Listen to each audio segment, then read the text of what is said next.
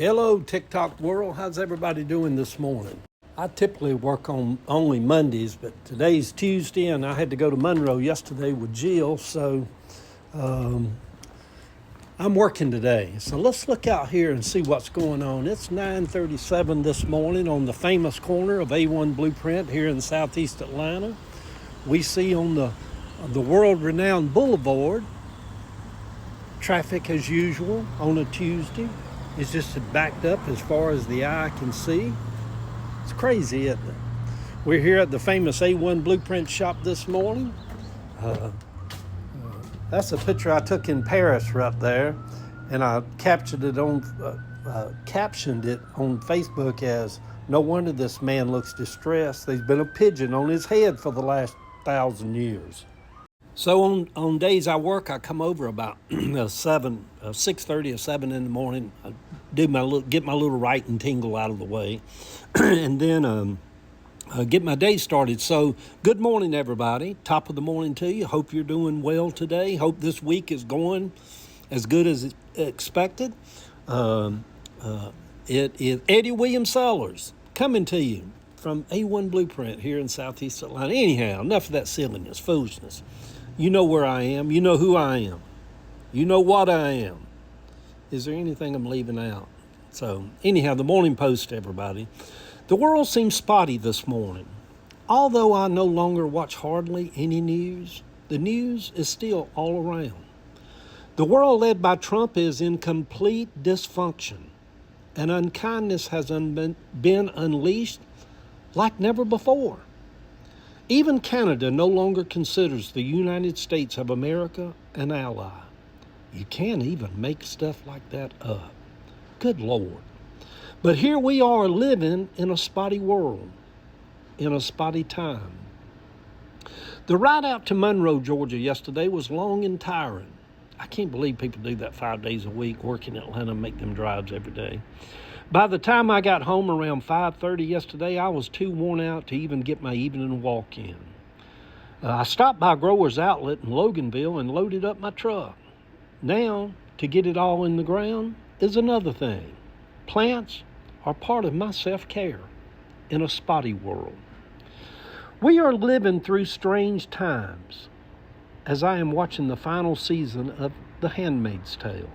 As in that series, Americans are fleeing the country, trying to make it across the border to Canada. It is kind of surreal, y'all. I know a lot of y'all MAGA people think it's foolishness. Good heavens, help us all.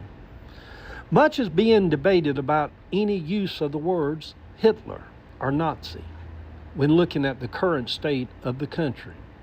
No one is saying that gas chambers are going to be built. But if you know anything about history, there are certainly parallels to the fascism that is going on now and where the Trumpism has the country today. It is a slow bleed until we wake up one day and democracy no longer exists. And the people who will have caused the fall of America will run back to their favorite church pews and wait for the rapture. It's pretty heartbreaking, if you think about it, actually, how they could be so deceived. Trump did not give me my joy and happiness, and Trump cannot take it away. Borrowing an old line from my Granny Bratcher in Cabbagetown, when she used to tell people, "No man gave me my salvation, and no man can take it away from me," when she'd hear preachers talking about she was going to die lost for dipping snuff. My Granny Bratcher loved to dip snuff. Dipped it right up until the day she died at 83 years old. Good heavens. That was a southern thing, I guess. But it is perplexing to watch any news now when stalwarts of our country are being attacked and destroyed. The free press is just about non-existent in the country now, thanks to MAGA and Trump. Everything now is bad and fake and no good. How did the non-Nazis feel about the Nazis in Germany in the 30s and 40s? Did they coddle them, pacify them, befriend them, as they tore Germany apart and did despicable things besides the gas chambers? Did they remain silent? Most did. Hopefully, a lesson learned. Can America survive the treason by millions? Maybe not. Every nation collapses at some point. Every relationship ends at some point, even if it's by death. We have had a long run at a democracy. One feels like it is in the waning days. Yet, we have to fight to keep a system of, by the people, for the people, alive. Even though we as a nation now, we are a nation now that has been turned over to billionaires and oligarchs. Good Lord, y'all.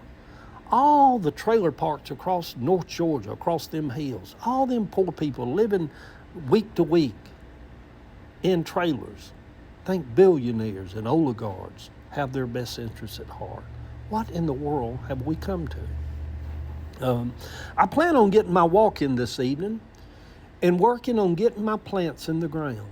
The seeds of an uprising are being sown around the country. Will they find good soil?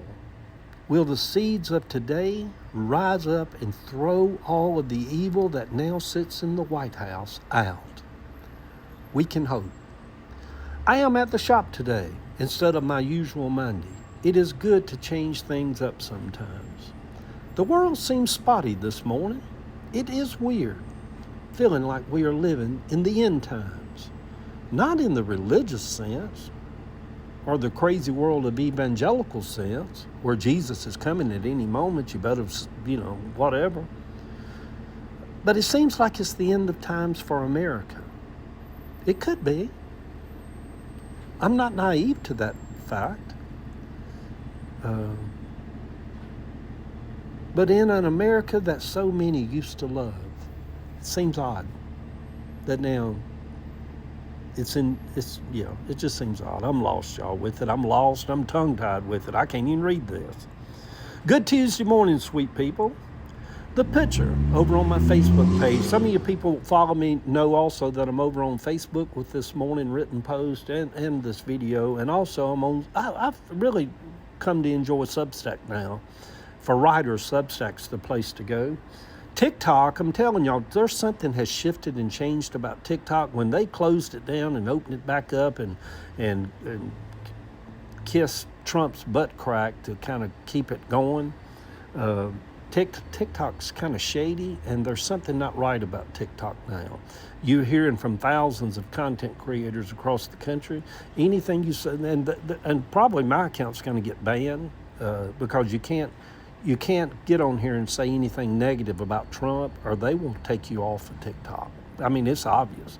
You hear it from thousands of people. But anyhow, until they ban me, I'll still come on here and say, good Lord, y'all, how could y'all do this to the country with that orange-headed whatever he is? Fake orange at that. Oh, Lordy. Good Tuesday morning, sweet people. Coming to you from Atlanta, Georgia this morning. The picture over on my Facebook page this morning as I looked at baby birds while walking to my car and getting my morning started.